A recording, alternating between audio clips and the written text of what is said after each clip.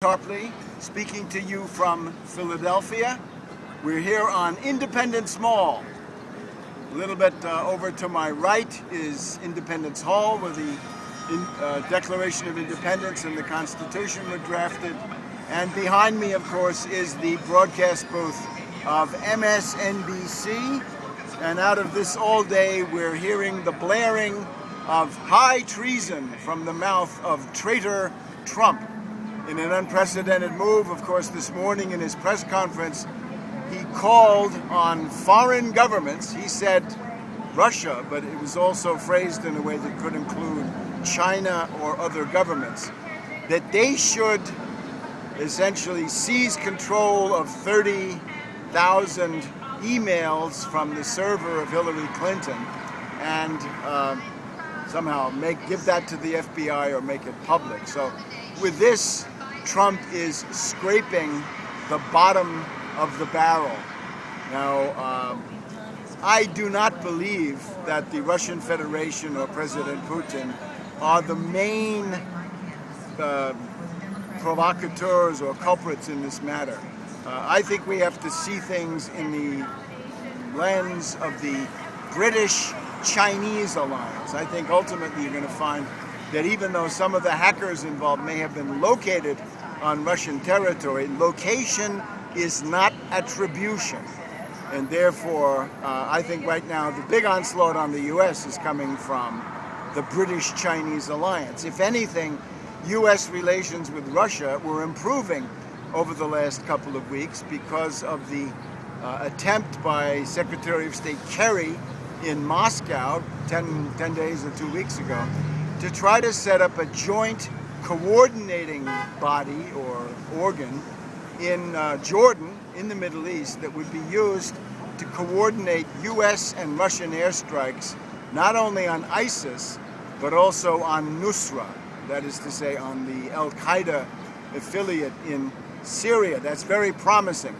Notice, of course, that at the conference that was held in Andrews Air Force Base last week, the main saboteur turned out to be the British Defense Minister, Fallon, F-A-L-L-O-N, who was a defeatist and spewing disinformation on how hard it would be to conquer Mosul. I think the liberation of Mosul could be done much more quickly than this character was admitting. And of course, then the question of Raqqa, the terrorist capital, could be taken.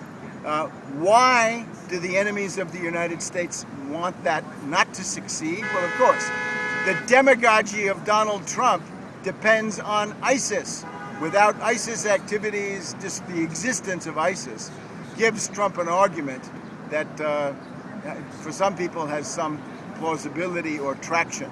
So therefore, the imperative for Obama, and since we're here in Philadelphia, Obama's going to speak now in a couple of hours. Obama, you've got to understand, put aside your qualms, you've got to crush and destroy ISIS before the November election, well before the November election. If you want to cut Trump off at the knees, that's how you do it. And if you don't do that, you're going to be making yourself vulnerable to terrible results. Now, how about Trump's Russian connections? Well, Trump's Russian connections involve a guy called Sater, S-A-T-E-R.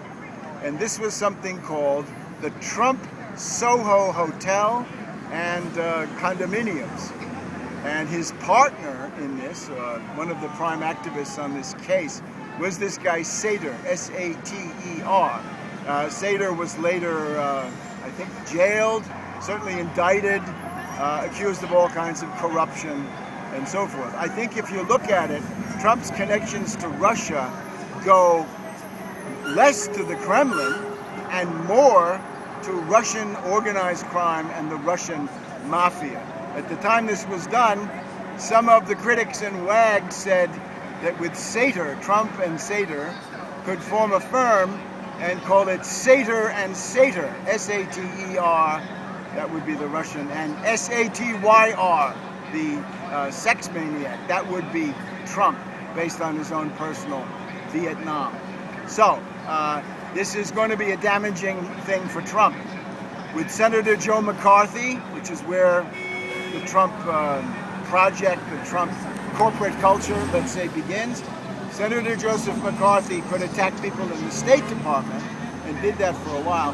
When he started attacking the U.S. Army was when he got in trouble. And I think now the entire national security apparatus is going to have to mobilize against Trump. And that means that we have the possibility of flushing out the network of moles which has been allowing terrorism or creating terrorism in order to feed the demagoguery of Trump. Trump needs terrorism like he needs air to breathe. Trump absolutely requires terrorism in the form of an ongoing strategy of tension, and then the culmination of that, an October surprise. This is what we have to be on the lookout for. I don't think Trump can win the election without terrorism. The forces above and behind Trump, the rogue network in the U.S. intelligence community, these are the people to watch for. And now their cooperation with Trump has been made a little bit harder by the fact that Trump has embraced foreign powers. Let me add that hostile foreign powers love Trump. Why do they? Because Trump makes the United States weaker. Trump makes the United States more isolated. He destroys our existing alliances simply for the pleasure of shooting his stupid mouth off.